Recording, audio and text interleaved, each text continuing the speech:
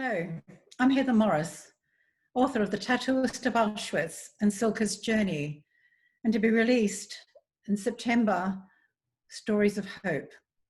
Why have I written a non-fiction book after two fiction? Well, quite simply, you, the readers, who wrote to me, told me how much my books and Lali and Silke's stories have given you hope during a time in your life which is tragic, traumatic, or you're just down and needed to be lifted up. You've written to me in your thousands, and I thank you. I read your stories, your emails, but I listened to what you were writing. And from that, I have written Stories of Hope.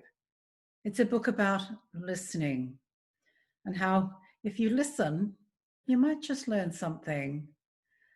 I'm going to read you just a little bit from Stories of Hope.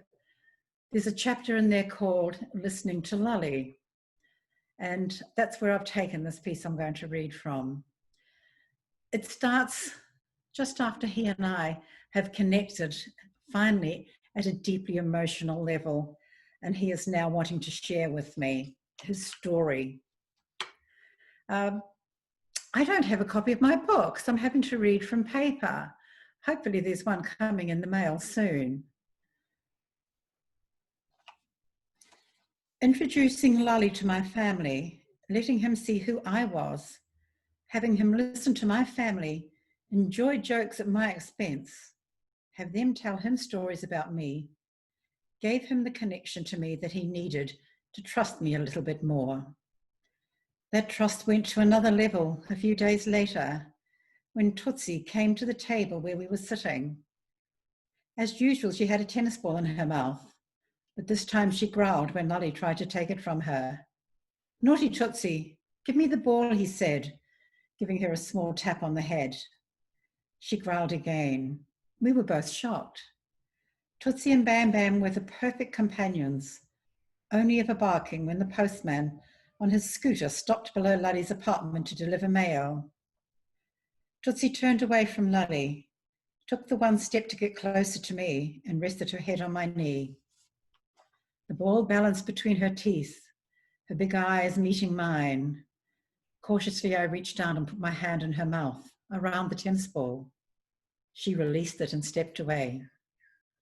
Throwing it over my shoulder, the kiddos scampered to be the one to retrieve it. Lali and I watched them before he turned to me. "My kiddos like you. I like you.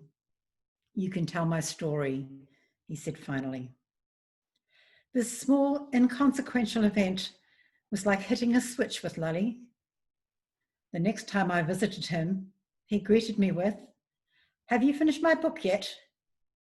This time there wasn't the follow-up. I have to be with Gita. Now he was fully engrossed in wanting to have his story told. The emotional outpouring when talking about Gita, his mother and father, and his sister Goldie, the only member of his family to survive, was overwhelming. Lali's retelling of his time in Auschwitz-Birkenau left me angry and filled with rage. But I noticed a further change in his behavior. As he began to speak more emotionally of his past, a weight seemed to lift from him, and he appeared happier. Our relationship moved from subject and writer to one of friendship. He still did the majority of the talking. I was there to listen. Drawing these stories and their attendant memories from him was an enormous task. By now I was doing a lot of background reading, confirming names of places, people, and corroborating the details of Lali's time in Auschwitz-Birkenau. I was constantly aware of the way memory and history sometimes waltz in step, and sometimes strain and part. Lali's memory seemed clear, precise, and chimed with my research. Was this a comfort to me? No. It made his memories all the more horrific. There was very little parting of memory and history for this beautiful old man. Too often they waltzed perfectly in step. As I learned more about What Gita's life in the camp was like from other survivors Lali introduced me to. I understood why he wanted to talk about their time together and not face what she endured when not with him. Thank you very much to the folks of My Weekly for inviting me to read and share a small snippet from Stories of Hope.